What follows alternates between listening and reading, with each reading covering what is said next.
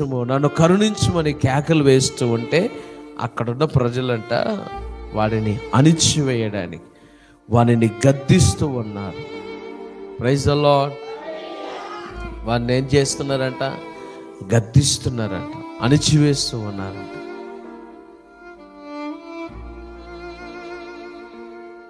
అయినా వాడు ఆగక వాడు ఏం చేస్తున్నాడంట?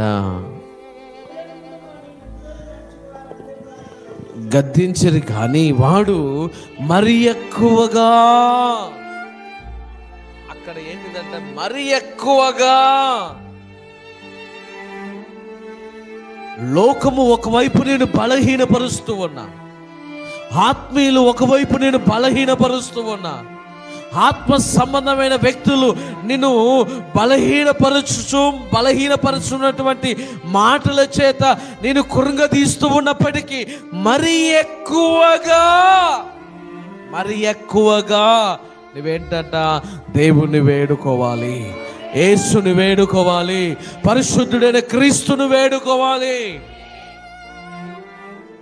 మన పక్కల్లో ఏం చేస్తారంటే మనల్ని బలహీనపరుస్తూ ఉంటారు, మనం కృంగదీస్తూ ఉంటారు, మనల్ని గాయపరుస్తూ ఉంటారు. వాళ్ళు గాయపరుస్తున్నారని, వారు కృంగదీస్తున్నారని, వాళ్ళు బలహీనపరుస్తున్నారని అంతటితో నువ్వు ఆగిపోవద్దు. ఈ గుడ్డివాడిలో ఉన్న ఒక మంచి అలవాటు ఏంటంటే వారు ఏమైనా మాట్లాడినా, ఎన్ని మారులు గద్దించినా, ఎన్ని మారులు తృణీకరించినా, ఎన్ని మారులు వాడిని అవమానపరిచినా వాడంట మరి ఎక్కువగా దేవునికి మొర్రపెడుతూ ఉన్నాడు.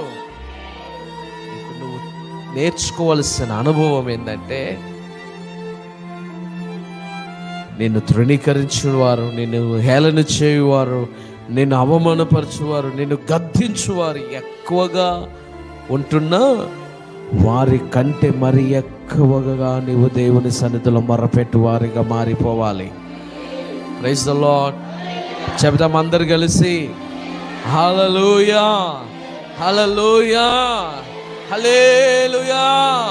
వాడంట మరి ఎక్కువగా దేవుని కుమారుడైన యేసు కరుణించు అని కేకలేస్తూ ఉండగా, అరుస్తూ ఉండగా ఆ కేకల ధ్వనిని వినిన యేసు అక్కడ నిలిచిపోయాడు, అక్కడ ఆగిపోయాడు, అక్కడ నిలువబడి ఉన్నాడు. Praise the lord. నిలిచిన యేసు వానిని వెంటనే చూసి ఈ గుడ్డోడితో నాకేం పని అని అందరూ దాటిపోతూ ఉంటే, సమాజంలో ఉన్న ప్రజలందరూ వానిని దాటి వెళుతూ ఉంటే యేసు ప్రభు అంట వానిని దాటిపోకుండా అక్కడే నిలిచి వానిని నా యొద్దకు తీసుకొని రమ్ము. Praise the Lord. Hallelujah, hallelujah, hallelujah, hallelujah.